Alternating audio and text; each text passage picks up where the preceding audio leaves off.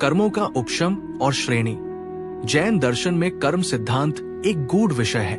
कर्म कैसे बंधते हैं, कैसे नष्ट होते हैं और कैसे दबते हैं, यही आत्मा की यात्रा का आधार है। आज हम समझेंगे उपशम, प्रशस्त उपशम, अप्रशस्त उपशम और श्रेणी चढ़ना, जो आत्मा के मोक्ष मार्ग का अत्यंत महत्वपूर्ण आगमिक सिद्धांत है। उपशम अपने परिणामों के निमित्त से मोहनीय कर्म की शक्ति का क्षीण हो जाना, हीन हो जाना उपशम है। उपशम के दो भेद है, प्रशस्त उपशम और अप्रशस्त उपशम। जैसे मिट्टी मिले हुए जल में कटक डालने से कीचड़ तली में बैठ जाता है। कीचड़ नष्ट नहीं हुई है, लेकिन ऊपर का जल साफ दिखने लगा। ठीक यही अवस्था आत्मा के कर्मों में उपशम कहलाती है। परिणामों की विशुद्धता से कर्मों की शक्ति का प्रकट न होना उपशम है। उपशम केवल मोहनीय के दोनों भेद, दर्शन मोहनीय और चारित्र मोहनीय में होता है। अन्य 7 कर्मों में उपशम नहीं होता। कर्मों की 10 अवस्थाओं में उपशम करण नहीं है। उपशम यानी दब जाना, ये उपशम 10 करण से अलग है। ये दबना मोहनीय कर्म में होता है। अपनी विशुद्धि को बढ़ाना से दर्शन मोहनीय के दबने को उपशम होता है। ये उपशम प्रशस्त और अप्रशस्त है।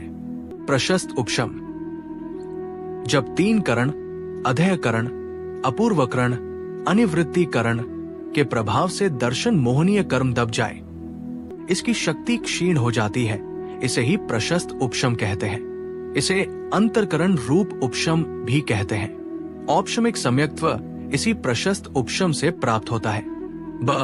आगामी काल में उदय आने योग्य कर्म परमाणु को जीवकृत परिणाम विशेष के द्वारा आगे पीछे उदय में आने योग्य होने को अंतरकरण रूप उपशम कहते हैं। औपशमिक सम्यक्त्व में दर्शन मोहनीय का प्रशस्त उपशम ही होता है।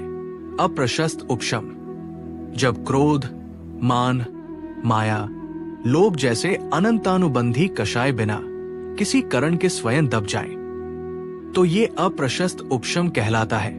इसे सद्वस्था रूप उपशम भी कहा जाता है। इसमें कर्म सत्ता में पड़ा रहता है, बस उदय नहीं आता। उदय का अभाव ही अप्रशस्त उपशम है। अनंतानुबंधी का अप्रशस्त उपशम ही होता है। जो कर्म 3 करणों के बिना ही सत्ता में स्वयं दबा हुआ रहे, उसे अप्रशस्त उपशम कहते हैं। सम्यक दर्शन के समय जो 3 करण होते हैं, वे दर्शन मोहनीय कर्म के उपशम के लिए होते हैं, अनंतानुबंधी कषाय को दबाने के लिए नहीं। परंतु अनंतानुबंधी का सद्वस्थारूप बटा अप्रशस्त उपशम अपने आप होता है।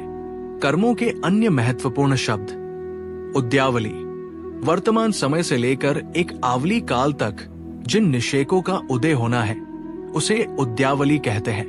निषेक एक समय में उदय आने वाले कर्म परमाणु के समूह को निषेक कहते हैं। अनेक समय में बांधे कर्मों में से जिन जिन का उदय में आने का काल आ गया, उन सब के समूह को निषेक कहते हैं। क्षय कर्म का पूर्ण नाश हो जाना, आत्मा से सर्वथा दूर होना और पुनः उदय में सक्षम न रहना ही वास्तविक क्षय है। कर्मों का कर्मरूप से नाश होने को अर्थात अकर्मरूप दशा होने को क्षय कहते हैं। वर्तमान समय में उसी रूप में उदय नहीं आना क्षय है तथा इसका नाम उद्याभावी क्षय है। श्रेणी क्या है? जब मुनिराज चारित्र मोहनीय की अनंतानुबंधी चतुष्क बिना शेष 21 प्रकार के कर्मों को या तो उपशमते हैं या क्षय करते हैं, तो उस शुद्ध व वितराग परिणामों की उन्नति को श्रेणी कहते हैं। गोमटसार जीवकांड गाथा 47 में इसकी परिभाषा मिलती है। मुनिराज कौन से भावलिंगी गुण स्थान 7वें वाले, 7वें में भी अतिशय अप्रमत्त विरत गुण स्थान वाले जीव जब 8वें आदि गुण स्थान में जाता है, उसे ही श्रेणी कहते हैं। कौन चढ़ता है श्रेणी?